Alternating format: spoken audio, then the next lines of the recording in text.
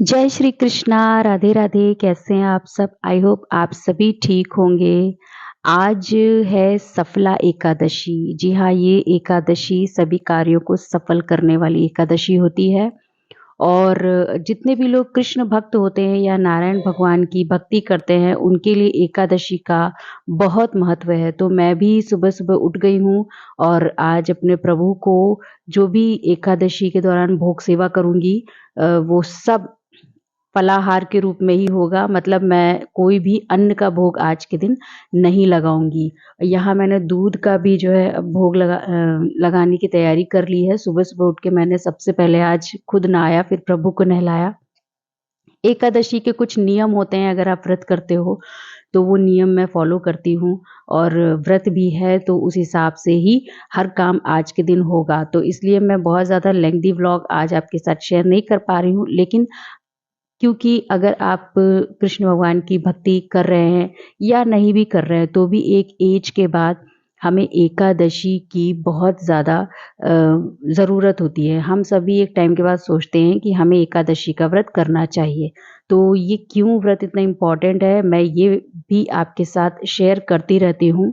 इसलिए आज भी मैं आपके साथ शेयर कर रही हूँ। देखिए, मेरी राधा रानी, मेरे प्रभु का कितना सुंदर श्रृंगार हुआ है आज। तो ज़ाहिर-सी बात है, अगर किसी भी व्रत का महत्व जानना है तो उसकी कथा के बारे में तो पता ही होना चाहिए। मैं अपने व्लॉग में आपके साथ आज इसकी कथा ज़रूर शेयर करूँगी। तो मैं आपको इसके बारे में बताऊँ, इससे पहले मैं बता दूँ कि आज के दिन मेरे प्रभु को अन्न का भोग नहीं लगेगा। ये देखिए, मेरे छोटे लाला भी आज कितने सुंदर लग रहे हैं। तो अभी मैं दूध का भोग लगा रही हूँ, बाद में जो भी फल भोग में मैं ग्रहण करूँगी या जो भी फलाहार बनेगा उस हिसाब से ही मैं भोग लगाऊँगी। चावल तो बिल्कुल भी नहीं बनेगा। तो कथा कुछ इस तरीके से है कि भगवान कृष्ण ने युधिष्ठिर से कहा, मैं दान, स्नान, तीर्थ, तप इत्यादि शुभ कर्मों से शीघ्र प्रसन्न नहीं होता हूँ। एकादशी व्रत करने वाला मुझे प्राणों के समान प्रिय लगता है। पौष मास के कृष्ण पक्ष की एकादशी का नाम सफला है। यह सर्व कार्यों को सफल बनाने वाली है। इसमें नारायण जी की पूजा होती है। ऋतु अनुसार फल फूल तथा धूप दीप इत्यादि से पूजन करना चाहिए। महात्म्य की कथा भी कहता हूँ, प्रेम से सुनो। चंपावती नगरी में एक महिष्यमान नाम का राजा राज्य करता था। उसके 4 पुत्र थे। बड़े पुत्र का नाम लुम्पक था। वह बड़ा ही दुराचारी था। मांस, मदिरा, पर स्त्री गमन, वैश्याओं का संग इत्यादि कुकर्मों में लिप्त रहता था। पिता ने उसे अपने राज्य से निकाल दिया। वन में एक पीपल का वृक्ष था जो भगवान को भी प्रिय था। सब देवताओं का क्रीड़ा स्थल वही था। ऐसे पतित पावन वृक्ष के सहारे लुम्पक भी रहने लगा, परंतु फिर भी चाल टेढ़ी ही रही। वह पिता के राज में चोरी करने चला जाता था तो पुलिस पकड़कर छोड़ देती थी। एक दिन पौष मास के कृष्ण पक्ष दशमी की रात्रि को उसने लूट मार अत्याचार किया और तब पुलिस ने वस्त्र उतारकर उसे वन को भेज दिया। बेचारा पीपल की शरण में आ गया। इधर हेमगिरी पर्वत की पवन भी आ पहुंची। लुम्पक पापी के सब अंगों में गठिया रोग ने प्रवेश किया। हाथ पांव अकड़ गए। प्रातः सूर्योदय होने के बाद दर्द कुछ कम हुआ तो पेट का गम लगा। जीवों को मारने में आज असमर्थ था और न वृक्ष पर चढ़ने की शक्ति थी। नीचे गिरे हुए फल बीन लाया और पीपल की जड़ में रखकर कहने लगा, हे प्रभु, इन फलों को आप ही भोग लगाइए। मैं अब भूख हड़ताल करके शरीर को छोड़ दूंगा।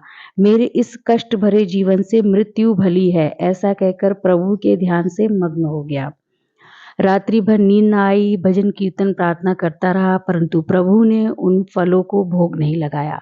प्रातः काल हुआ तो एक दिव्य अश्व आकाश से उतरकर उसके सामने प्रकट हुआ और आकाशवाणी द्वारा नारायण जी कहने लगे, तुमने अनजाने से सफला एकादशी का व्रत किया, उसके प्रभाव से तेरे समस्त पाप नष्ट हो गए। जैसे अग्नि को जानकर या अनजाने हाथ लगाने से हाथ जल जाते हैं, वैसे ही एकादशी भूलकर व्रत रखने से भी अपना प्रभाव दिखाती है।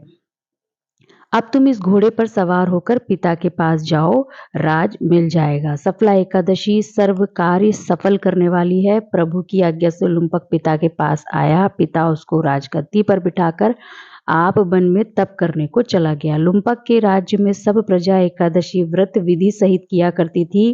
सफला एकादशी के महात्म्य को सुनने से अश्वमेध यज्ञ का फल मिलता है। तो यहाँ पे सफला एकादशी की कथा पूर्ण हुई। आप समझ ही गए होंगे कि एकादशी का कितना महत्व होता है और सिर्फ सुनने से ही इसको काफ़ी कुछ हमारे पाप कम हो जाते हैं। और आपको मालूम है कि एकादशी पूरी तरीके से भक्ति और ज्ञान का व्रत है, तो इसको रखने से आपका मन पवित्र और निर्मल होता है। तो यहाँ पर मैं अपने व्लॉग को पूर्ण विराम लगाऊंगी और अपना ध्यान रखिए। जय श्री कृष्णा। राधे। सप्लाई